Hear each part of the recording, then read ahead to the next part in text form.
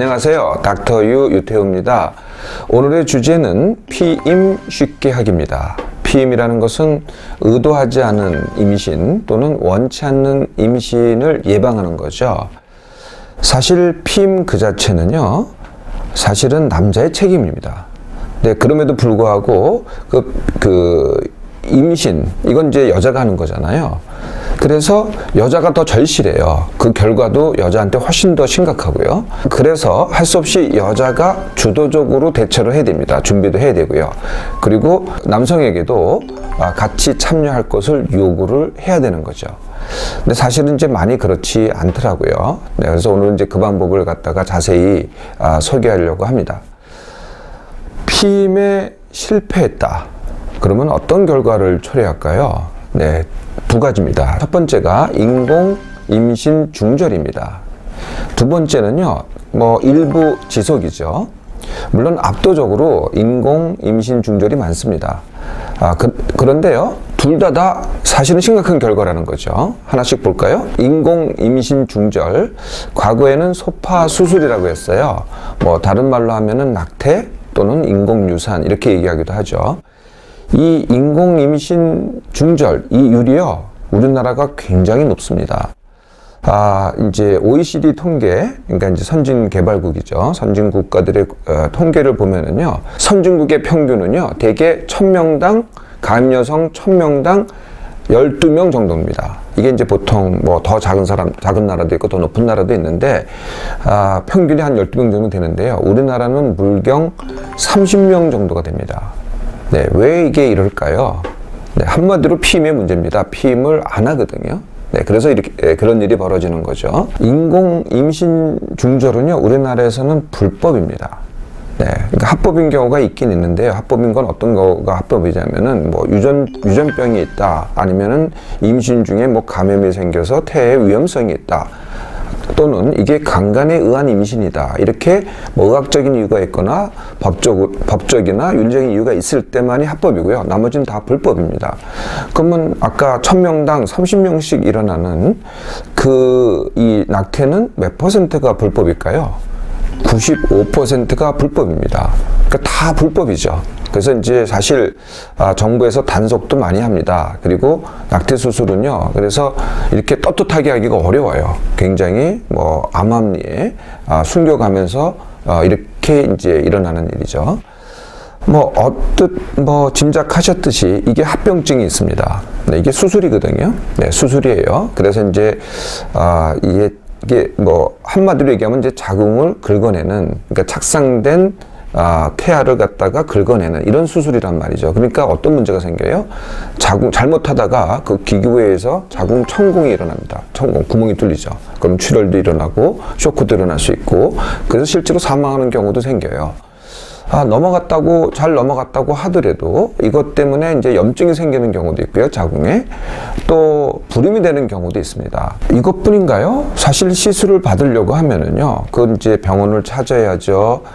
또 비용을 들여야죠. 또 고통을 받아야죠. 시간을 들여야죠. 네, 다 스트레스입니다. 또 시술 받는 자체도 스트레스고요. 이게 아까 잠깐 말씀드렸지만 불법이라 그랬잖아요. 그래서 암암리에 이렇게 해야 되는 것도 또 스트레스입니다. 그러니까 굉장한 이게 심각한 결과를, 몸과 마음의 심각한 결과를 초래하죠. 또 하고 나서도요, 이게 신나겠어요? 네, 많은 이 시술을 받은 사람들이 죄책감을 느낍니다. 또 우울증에 빠지기도 하고요. 정말로 심각한 결과이지요. 두 번째, 임신을 지속한다 그래도 심각합니다. 그러니까 둘 중에 하나가 되는데요. 임신을 지속해서 나중에 출산을 하잖아요. 네, 그러면은 입양을 시키거나 아니면은 이제 미혼모로 키우는 게 대부분입니다. 그러니까 미혼모로 키운다. 네, 이 두 가지 다 임신을 지속하는 거, 나중에 그것도 문제고요. 그 다음에 내가 준비하지 않았는데도 불구하고 키운다. 이러면 어떻게 되겠어요? 한 여성의 삶이 완전히 바뀌어지게 됩니다. 아직 준비가 안 됐는데도 불구하고 완전히 이게 통째로 바뀌게 되는 거죠. 그러니까 굉장히 이게 심각한 결과입니다. 자, 그러면은 어떤 피임법을 선택할 수 있을까요? 네, 우리 여성들이 가장 많이 선택하는 것, 남자도 마찬가지지만요, 선택하는 것은 첫 번째 무피임입니다. 아무것도 안 한다는 거죠. 아무 생각 없이 그냥 일단은 저질러 놓고 보는 거거든요. 이럴 때 피임 실패는 85%입니다. 네, 그러니까 거의 다 임신을 한다는 거죠. 물론 뭐 한 번에 되는 거는 아닐 수도 있겠지만은 1년 동안에 100명당 85명이 임신을 하게 됩니다. 두 번째가 지뢰사정 또는 날짜 피임법입니다. 네, 지뢰사정은 이제 이 선교를 하다가 사정할 때쯤 바깥에서 질 바깥에서 사정을 하는 방법이고요. 날짜 피임법은 배란기를 피해서만 선교를 하는 게 날짜 피임법이죠. 이 두 가지 방법의 실패율은 25%입니다. 그러니까 100명당 25명이 임신을 하게 된다는 거죠. 세 번째 방법이 콘돔입니다. 이것만이 유일하게 이제 남성이 하는 방법인데요. 요게 실패율이 18%입니다. 네 번째 방법이요. 선진국에서는 많이 이제 사용을 하는데 우리나라에서는 굉장히 사용률이 적습니다. 3%만이 사용을 하거든요. 그게 바로 피임약입니다. 네, 근데 피임약은요, 굉장히 효과가 좋습니다. 제대로만 사용하면은 실패할 가능성이 0.5%도 아닙니다. 거의 그러니까 100% 완벽한 피임법이라는 거죠. 근데 제대로 사용을 좀 안 하세요, 이거를. 네, 그래서 제대로 사용 안 하다 보니까 피임 실패율이 한 9% 정도 됩니다. 같은 피임약인데요. 용량을 굉장히 높인 거를 사후 피임약이라고 합니다. 네, 그래서 이거는 이제 피임약은 한 달 내내 이렇게 이제 매일 복용하게 하는 거고요. 사후 피임약은 내가 아무 피임을 안 하고 있다가 선교를 했어요. 그런데 임신 가능성이 높다고 생각하면은 72시간 내에 빨리 더 복용하면 복용할수 좋고요. 72시간 내에 복용하면은 이제 피임을 할 수 있다고 하는데 이게 피임 실패율이 25%입니다. 아까 지뢰 사정이나 아니면은 날짜 피임법하고 똑같은 실패율을 갖는 거죠. 사후 피임약은요, 사실은 이게 피임이라고 할 수가 없습니다. 좋은 방법이 아니라는 거죠. 그 외에 확실한 방법이 두 개가 더 있습니다. 그게 뭐냐면 자궁내 장치. 이것도요, 굉장히 효과적입니다. 피임 실패율이 0.5%밖에 안 됩니다. 또 불임수술이라고 했죠. 예, 불임수술은 이제 여성들의 난관을 잘라서 묶는 수술, 또는 남성의 정관, 정자가 나오는 관을 갖다가 역시 자르고 묶는 수술, 여기 이제 난관 결찰 수술, 정관 결찰 수술 이렇게 얘기를 하는데요. 네, 이 수술의 효과도요, 임신 실패율도 피임 실패율이 0.5%밖에 되지 않습니다. 그러니까 굉장히 효과적이죠. 가장 효과적인 세 가지는 올바르게 피임약을 사용했을 때, 그리고 자궁내 장치, 그리고 불임 수술, 이 세 가지입니다. 그 외에도요, 몇 가지 방법이 더 있긴 합니다. 그런데 거의 우리나라에서는 사용되지 않는 것 같아요. 다이어프램 또는 여성 콘돔, 여성 콘돔이라는 게 있어요. 그리고 살정제, 이런 것도 있고요. 아까 제가 먹는 피임약을 말씀드렸는데요. 이 먹는 피임약 말고 주사 피임약이 있고요. 피임약 주사가 있는 거죠. 그 다음에 이렇게 붙이는 패치제가 있어요. 그리고 아예 피하 조직에 피부 밑에다가 이식하는 임플란트도 있습니다. 우리나라에서는 거의 잘 사용되고 있지는 않습니다. 이제 피임법, 그리고 피임을 하지 않았을 때의 결과 이제 다 숙지하셨잖아요. 예, 그러면 어떻게 피임을 쉽게 할 건가? 네, 근데 이 피임 쉽게 하기가요, 이 연령에 따라서 다 다릅니다. 예, 그래서 첫 번째가 이제 청소년과 대학생, 두 번째가 연애와 결혼 시, 세 번째가 이제 출산을 다 끝내고 아기를 다 낳고 나서 폐경까지, 이렇게 세 연령대에 따라서 쉽게 하는 피임 방법이 다 다릅니다. 그래서 하나씩 말씀을 드릴게요. 그리고 짐작이 되시죠? 이 세 연령대에서 가장 문제가 되는 연령대가 어디겠어요? 네, 당연히 청소년과 대학생들입니다. 청소년과 대학생을 보면은요, 이제 청소년이 성경험을 시작합니다. 그 첫 경험을 언제 하냐면요, 평균 나이가 13세입니다. 그러니까 중학교 1학년이 평균 나이가 됩니다. 시작하는 학생들을 보면은요, 청소년들의 성경험은 청소년들 전체를 보면은 5% 정도가 성경험을 하고 졸업을 합니다. 이것이 대학생이 되면은 몇 %가 되는지 아세요? 네, 대학교 4학년이 졸업할 때까지 80%입니다. 그러니까 대학생이 이 숫자는 점점 커지지 줄어들지는 않을 것 같아요. 그러니까 뭐 거의 모든 대학생이 다 성경험을 한다는 거죠. 이렇게 이제 이 청소년과 대학생이 성경험을 하게 되는데 이렇지 않겠어요? 첫 번째가 예기치 않은 상황에서 하게 됩니다. 뭐 준비를 한다든지 그런 게 아니라는 거죠. 충동적으로 하거든요. 네. 네, 그러다 보니까요, 이게 피임이 안 됩니다. 뭐 많은 경우에 피임이 안 되죠. 피임 준비가 안 돼 있는 거죠. 두 번째는요, 여러 사람하고 하는 경우가 많습니다. 네, 성 파트너가 여러 사람이 된다는 거죠.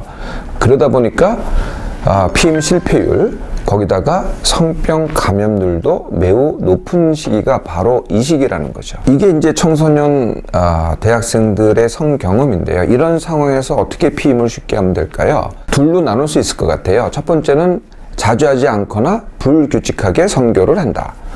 두 번째 경우는요, 그래도 주 1회 이상 자주 한다. 이 두 가지로 나눌 수 있는데요.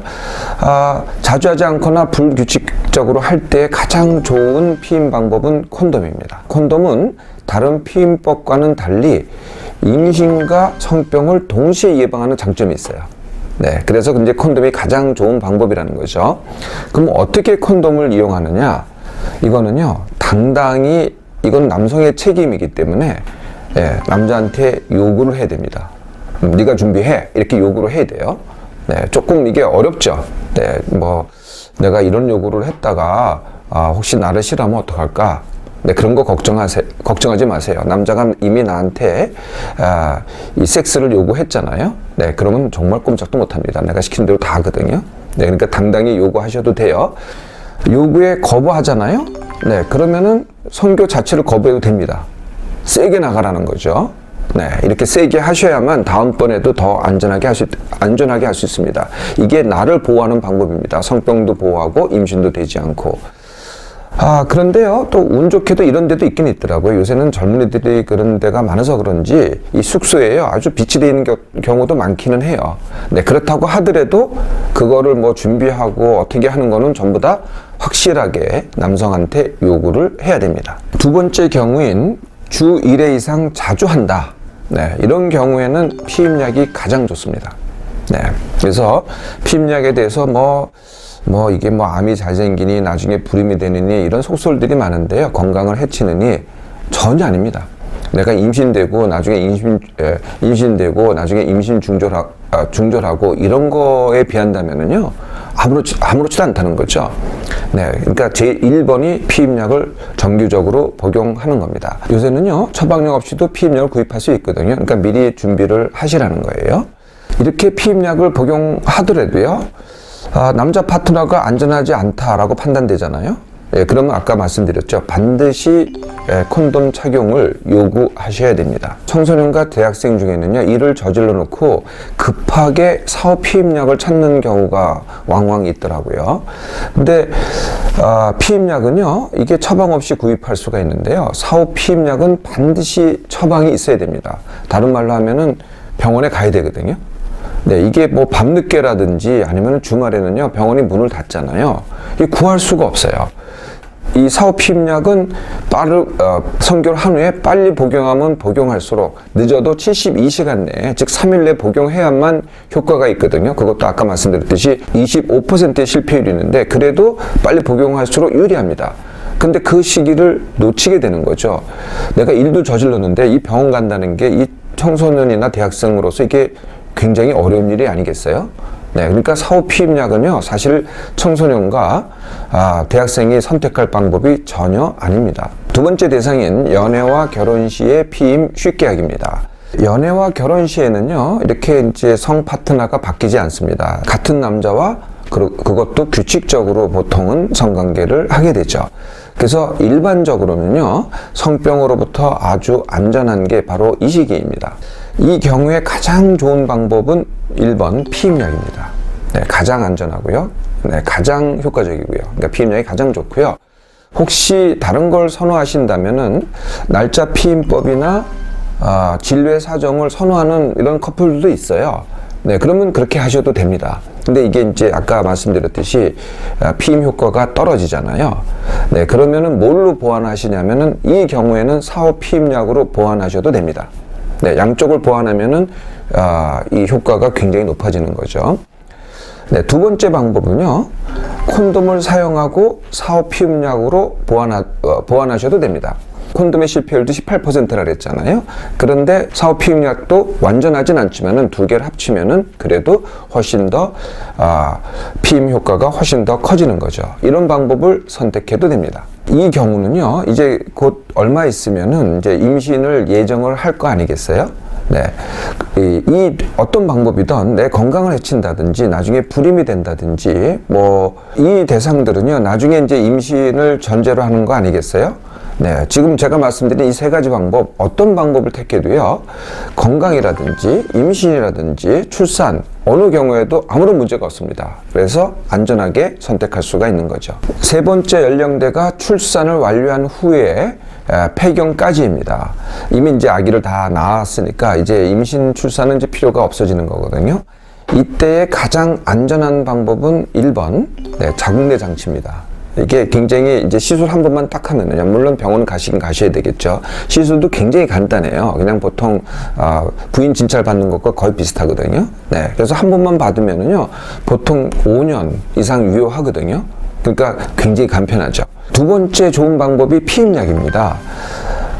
이 시기에는요, 피임약을 갖다가 정말 제대로 복용을 하시더라고요. 그래서 굉장히 효과가 좋죠. 그러니까 자궁내 장치나 피임약이나 다 거의 100%에 가까운 효과를 갖게 됩니다.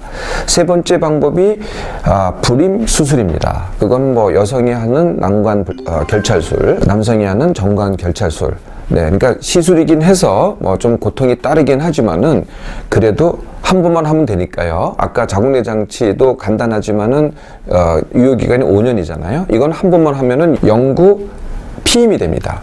네, 그래서 이 셋 중에 어떤 거를 선택해도 됩니다. 임신과 출산은요, 당연히 여성의 몫이죠. 반면에요, 피임은 마땅히 남성의 몫이어야 됩니다. 그런데요, 남성이 잘 책임을 지지 않죠. 그래서 남성이 효과적으로 본인의 몫을 할 때까지 여성이 준비를 하고 대처를 하고 그리고 남성에게 참여를 당당히 요구를 해야 됩니다. 이게 시작이 어렵죠. 일단 시작을 해보세요. 피임을 한번 해보시면요, 생각보다 훨씬 쉽습니다.